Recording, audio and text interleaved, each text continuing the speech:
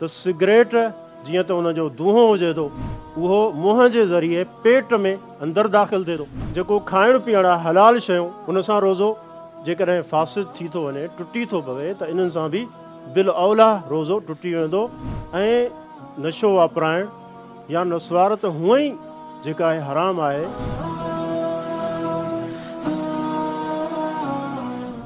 अॻियो सुवाल शेख अब्दुल समद मदनी साहब खां आहे। शेख साहब, ठठे खां बरकतुल्ला कपरी साहब सवाल कनि था त रोज़े जी हालत में नशो करणु कीअं आहे, मसलन सिगरेट आहे, नस्वार वग़ैरह आहे। ऐं अहिड़ी तरह सां ज़मीननि इहो बि सवाल कयो अथनि दोस्तनि त रोज़े जी हालत में कूड़ ॻाल्हाइण, गार गंद ॾियण सां छा रोज़ो टुटी वञे थो या बरक़रार रहे थो? हिन सुवाल जा ॿ हिसा आहिनि। हिक जो ताल्लुक़ इहो आहे त नशो करणु, जीअं सिगरेट पीअण आहे, नस्वार खाइण आहे, रोज़े जी हालत में उनजो छा हुकुम आहे। रोज़े खां पहिरियां इन्हनि जो छा हुकुम आहे? पहिरीं त इहो सुवालु पैदा थिए थो, छो त रोज़ो हराम खां बचण जो नालो त कोन्हे। रोज़ो हलाल शयूं जेके अलाह तव्हांजे लाइ जाइज़ रखियूं आहिनि, खाइणु पीअणु, तव्हांजी हलाल कमाई जो घरवारी सां ताल्लुक़ु रखणु, इहो जाइज़ आहे। इन खां रुकजण जो नालो अलाह जे हुकुम ते रोज़ो आहे।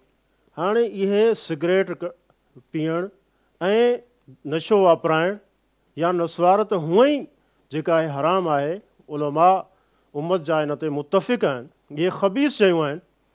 वयुहर्रिमु अलैहिमुल ख़बाइथ, रसूल अकरम सल्लल्लाहु अलैहि वसल्लम जो हिकिड़ो मनसब अल्लाह ताला इहो बि ज़िक्र कयो आहे त जेके ख़बीस शयूं आहिनि त उहे उन्हनि जे मथां हराम करार ॾिए थो। त मूंखे ॿुधायो त सिगरेट ख़बीस आहे या न, जेका नस्वार आहे इहा ख़बीस आहे या न। त इहो हूअं ई जॾहिं नाजाइज़ आहे हूअं ई उन्हनि खां बचणु खपे। बाक़ी रहियो मामिलो उनजो त कुझु माण्हू चवनि था त इहो आहे त हराम, पर जेकॾहिं रोज़े जी हालत में उनजो छा हुकुम थींदो। त रोज़े जी हालत सां उलमा उम्मत इन जो ज़िक्र कयो आहे, इन जो हुकुम बयानु कयो आहे।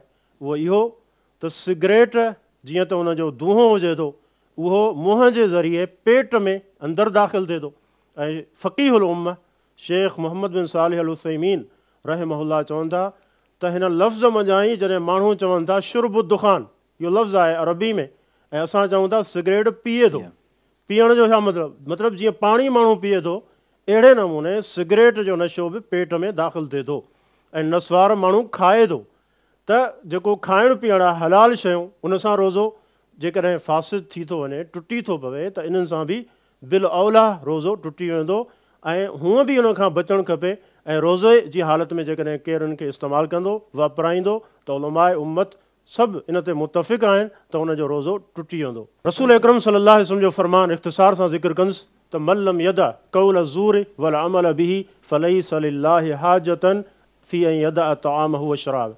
हदीस बुखारी ऐं ॿियनि कुतुबे हदीस में मौजूदु आहे त जेको माण्हू रोज़ो रखण खां पोइ बि कूड़ ॻाल्हाइण ऐं उन ते अमल करणु, इन जी वज़ाहत असांजा मोहतरम शेख ख़ालिद साहब ख़ूब करे चुका आहिनि। इन जी मिसाल बि ॾेई चुकिया आहिनि त कोले ज़ूर मां छा मुराद आहे। त कूड़ ॻाल्हाइण नथो छॾे, उन ते अमल करणु नथो छॾे, त अलाह खे ज़रूरत ई कोन्हे अहिड़े माण्हू जी त पंहिंजो खाइण ऐं पीअणु छॾे ॾे। ऐं रसूल अकरम सल्लल्लाहु अलैहि वसल्लम फरमायो त जेकॾहिं हिकिड़ो माण्हू उहो आहे जो पाण कंहिंखे गारियूं नथो ॾे, पाण कंहिंसां नथो विढ़े, बल्कि ॿियो माण्हू अचे थो, अची करे हुन सां विढ़े थो ऐं हुनखे फ़इनसाबहु अहदुन औ क़ातलहु फलयकुल इन्नी इम्रुउन साइमुन। फरमाई त ॿियो माण्हू अची करे जेकॾहिं हुनखे गार ॾे, बुरो भलो ॻाल्हाए, उन सां विढ़े, त छा चवे? उनखे हिकिड़ो जुमिलो चवे इन्नी इम्रुउन साइमुन, त आउं रोज़ेदार आहियां। ऐं तव्हांजी हिन बदतमीज़ी जो, गारियुनि जो, झेड़े जो जवाबु कोन ॾींदुसि। त लिहाज़ा मालूम थियो त रोज़े जी हालत में झगड़ो करणु ऐं कूड़ ॿुधणु, इन तरह करणु, इहे सारा जेके आहिनि इहे हराम अफ़ाल आहिनि। उन्हनि सां इंसान पंहिंजे रोज़े खे महफ़ूज़ रखे। अल्लाह ताला अमल जी तौफ़ीक़। जज़ाकल्लाहु वासिम जज़ा बारकल्लाहु फ़ीक।